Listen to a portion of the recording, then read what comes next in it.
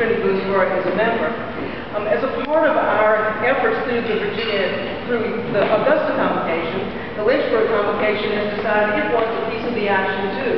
It doesn't want to make the trip back and forth, however, to Augusta to attend meetings, so we've chosen a separate venue that's still under the category of the Haiti Collaborative. We are going to be funding 2 college scholarships for students in Haiti. Tamara will be going to nursing school in the fall, and Miguel will be going to Bishop Clark Institute, which is a community college in Lacaille. He will be beginning his studies there and then will transfer into an agronomy program so that he can learn to manage his family's very small mango groves. So those are the plans for those 2 individuals, and our goal for them is they'll stay in Haiti to continue to work there. What I want to do tonight is give you a little bit of an overview of my trip, and Blair and I went on the same trip at the same time. We had different trips because Blair has been to Haiti many times. This is my first trip, so I want to give you a glimpse of what that at least can look like for some folks through my eyes. I went for really 2 reasons. The first was that I had naysayers in my home parish who thought that we shouldn't support Haiti because we should only support folks here in the United States who needed college scholarships. I think there's enough money for both. I don't think it's an either-or proposition, but I went to convince myself that there was a need there that we could respond to. Secondly, I know I can't really sell something. I can't market it until I've had the experience myself. So I really want to be there in Haiti and experience what it's like to be in country with folks who are going through daily life as it is there in Haiti. I went knowing, of course, our baptismal vows that say, you know, we strive for justice and peace among all people and respect the dignity of every human being. And of course, the response is, I will with God's help. And I went, of course, with that as the backdrop in my mind's eye, knowing that that's what we were called to, but wondering what my experience might hold. As a caveat to this, I'm not naive to developing nations. I've spent two times with Episcopal Relief and Development in El Salvador under very similar circumstances. I was also in an ERD program in Costa Rica. I've worked in inner city Atlanta in the projects in a hospice environment for 5 years, and so I'm well acquainted with inner city violence and the hubbub that a big city entails. I was raised in Norfolk and lived in Chicago, so I'm not naive to big city life or to what violence and what confusion big cities can bring with them. And still, I had a very visceral response to Haiti. When you first land in Port-au-Prince, it's overwhelming. You encounter the tent cities that are still up since the earthquake. There are rape gangs within the tent cities that are preying on the women there. There are those who have set up black market stalls in the middle of that tent city. There are many tent cities. It's frightening. It's overwhelming to experience it just from afar, to see what is still there. When you go through, you begin to see, this is another view of the tent city, just when you go into them. That's what you can see from the bedside. When we got up to a higher elevation, you could also see how wide and broad they were. Apparently the greatest violence takes place around the latrines at night, as you might understand, and not all well lighted. This is one of the issues for us, the trash piled up all through Port-au-Prince. It's overwhelming when you see it. First time experience, so I was ready to get back on the plane. When we got to Port-au-Prince, I was ready to just come back to Lynchburg, and I live in Nelson County. It's our little farm there in Nelson County, but thank you. Thanks so much. We can go to the next one. This was part of the sort of visual confusion of Port-au-Prince. It was wonderful. They're called tap-taps because you tapped out on it in order to get off. They're all painted wonderful colors, but when you see many of them in the streets together, there's a lot of visual confusion as well. This is just another shot of what traffic in Port-au-Prince was like. There are really no traffic laws. There's one traffic light in Port-au-Prince, and it might as well not exist. It's sort of first come, first serve, and there's a lot of aggressive driving that's needed. Blair was wonderful in the process, and as was Roger Bowen, who also drove. Again, I'm asking myself as I'm there, going to respect the dignity and worth of all human beings in this kind of circumstance? What am I called to do here? I will with God's help, but I needed God to give me some inspiration about how we were going to go forward. This was my first inspiration. Her name is Angela Galbraith, and she works for Kessner Ajax in Lakai at the Bishop Clark Institute. I'm 57 years old, and Angela is 27, and so she had a very different viewpoint than I did about many things, and she was so refreshing. She met us at the airport, and she said, I was just in the midst of my being overwhelmed and wanting to get back on the plane, and she said, Haiti's wonderful because there's a problem every day that you can resolve.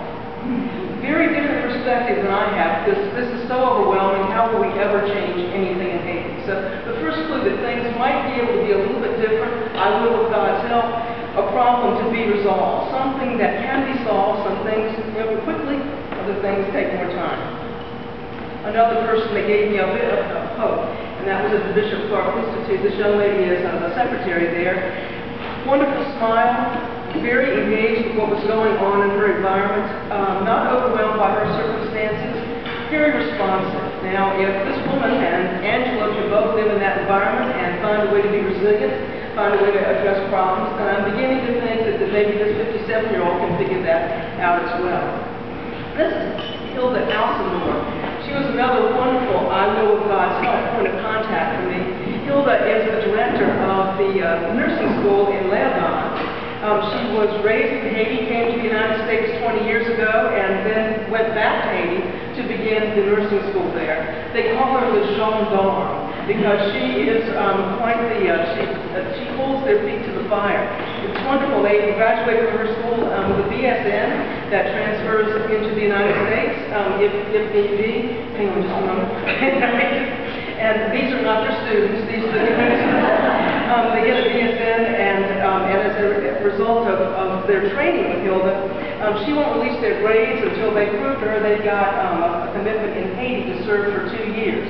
If they don't want to serve for 2 years, they owe her $44,000. That covers the tuition for 3 of their country persons and gives the school a $4,000 gratuity.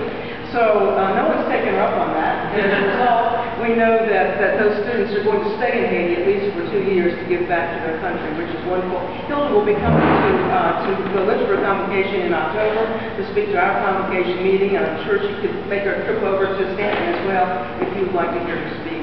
Now the goats. These were another point of God, I will with God's help, contact. Now love animals. We have some goats, we don't have goats, we have cows and chickens and farm animals, but we didn't. These little fellows, maybe, they're tethered. Their lives are very restricted. It was not what I would choose for an animal, and yet they were very responsive to me. They let me touch them, they let me approach them, they let me have a relationship with them and honor them in their circumstance, which was what I was beginning to learn was going to be the point in Haiti. Of course, there we were. I had support as I was going through this. Nancy Hine is Doug Wigner's wife, for those of you who know Doug Wigner, Nancy in her own right, and then, of course, Roger and Blair myself. Nancy and I were first-timers, and so we were having much the same response. We were ready to get on that plane and come home when we first got there, and so we were also roommates through it, so we were really processing the whole time about what we were experiencing. This group helped me as well. When you go, if you go, I hope you will, it's wonderful to have folks to process with. They'll help you along the way as you're having your own experience. We had Compline every night. We talked about reflected on our experience from the day and began to talk through some of the things that were disturbing us. Another disturbing image for me, and yet it should have been encouragement. I went back and forth between despair and hope while I was there. Everywhere we were locked in at night. Gates. Tent City, right outside where we were. The guard with the gun protecting us, but the need for it, of course, is what's concerning. This was the rubble that is the cathedral in Port-au-Prince. It was, of course, devastated by the earthquake, and there's Nancy and Blair standing in the midst of it. You can see behind them as well the city that surrounds it. That was an image of despair for me, and I believe that the bishop is going to ask us to devote some of the bishop's appeal to helping with the rebuilding of the cathedral. Some people wonder whether that's a good idea, being so much money put into a building, should we be helping people? It's an icon. It really does cause people to rally around a sense of the church being present for them. So I would say it's money well spent, and everybody's free to disagree with me. This was going on in the midst of the rubble. They have church services at the cathedral every Sunday, and there's a wonderful music program there. I think that you all heard the choir that was associated, but it's a wonderful program. And then they were practicing in the midst of rubble. This was my first when I was on Jesus moment while I was there. I actually cried when I saw them practicing because it gave me so much hope to see them. They were getting ready for Sunday, and they were really enjoying themselves. It was you could see the resilience on their faces. This is, of course, the bells from the cathedral. They're down. So again, we have the image inside me, despair and hope, resiliency, and gosh, I want to get back on the plane. There was just so much going on. But to see those bells like that, I know some of you have seen these pictures before, but it's hard to see it, to know what it means for the people. We finally went into the Central Plateau area, which is where the school that you've been building is, in Circle of Sioux. First we stopped in Hinch at St. Andres, where Father Wallen is the priest there. He has 14 parishes, so it's not just there. It's where a school is there as well. The high school is there as well. This is a picture of the church from far, standing back, and we stayed there in the rectory with Father Wallen and his wife and 2 children. There we are, Sunday, and it was very hot there, and I didn't take vestments, and he loaned me his wool vestments, so I was about to die in this picture, and I did the sermon in French and in Creole, and they said my Creole was really awful, and my French was very good. So. And as a child at the cathedral, and I was beginning to feel more connected with the people now, which was a real key for me, and it shouldn't have come as any surprise, but it was a real key for me to start getting rid of some of my despair and starting to understand the people, respecting the dignity and worth. I had to know the people before I could respect the dignity and worth at some level. Otherwise, I just saw them as this traffic jam in Port-au-Prince. But this was a wonderful example. But then right outside the church, again, you've got donkeys that are overburdened, that are very thin, that aren't fed well, that are trying to support a lot of movement back and forth for the family. And it's hard to see animals treated in a way that we would not. And yet, there are not resources available to treat them differently. This is James here in the winter. There's lasers on the other end of that. There's a push button. Push button. Up here. Cool. This is James. This is great. Thank you. James was the acolyte assigned to me while when I was at his church. He's a senior acolyte, and we're Low Virginia Church in our parish, and it's almost a Snake Valley Low, it's so low. But they're a little higher church in St. Andres. They use smells and wells. And you could do something wrong. In my liturgy at Trinity Boonesboro, you really can't do much wrong. But there was a way to mess up in this service. And so I was assigned James. I was assigned to James. I don't think he was assigned to me. I was assigned to him. So that he'd keep me straight. And he was wonderful. He did it with such a genteel manner that honored me in the process. And so he was beginning to teach me a bit about how we honor one another. He took us to his home, he took us on 2 walking trips through Hinch, and he took us to his home to meet his grandmother and his baby brother and his other brother, and then we got to see an overview of where he lived. This is Nancy Hine doing what I call the Catherine Hepburn African Queen pose. But this is where he lives. This is the environment in which he lives. You had to open a tin door to get back into where he was. It was the first experience I had of beginning to understand there what it means to be in the world but not of it. He walked through what to me is an oppressive environment to live in, untouched by what was oppressive and embracing what gave him life. He really touched me deeply, and I preached about him when I got back because he was just such a wonderful connection for me about how to live in the midst of what would otherwise cause me great despair, but was not causing that for him. Right nearby, I unfortunately use Twitter a lot to get some of my news, and I was making the people on the trip with me absolutely crazy because I was tweeting about what was going on in Haiti and learning that the cholera numbers were just rising while we were there. Well, don't tell us that. Don't. But one of the reasons the cholera numbers were rising was because it was flooding while we were there. It was raining. And so, and people, as you see, bathed in the streams. And so the situation was becoming more and more difficult while we were there. And yet, in the midst of all of what was causing me discomfort, here's an example of the school at St. Andre's.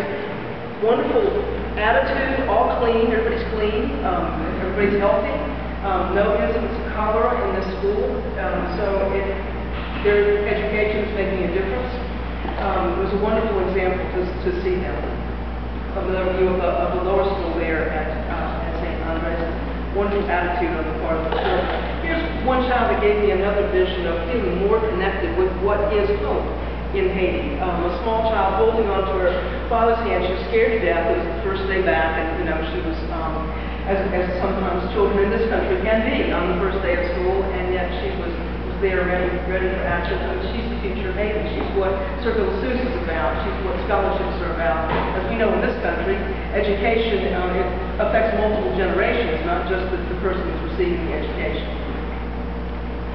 Now this, we're going to Circle of Sus. It's rained the entire time we're there, and I've been tweeting and worrying about the whole thing. And Blair was not great. Blair's been many times. Remember, I've only been this one time. It's been raining, and we know that there's a stream that we've got to cross to get to Circle of Sus. We have one car. It's a rental car. We're responsible for that rental car. It has a manifold that could crack. It has an axle that could break. We're going over roads that are like this, and then we've got to ford this stream. And so I'm taking a lot of pictures at this point as we're fording the stream, because I thought if we were to die, at least they would see on the camera how we died. So I took other pictures as we're going forward. See, this man was smart. He is, Well, finally we got to Circle of Sus. We crossed the stream, and we were able to see that's right, what you've been doing.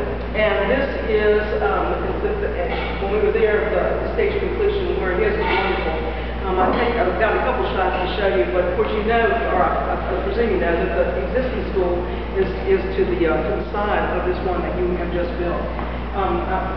Some of you remember when it was all ground, and so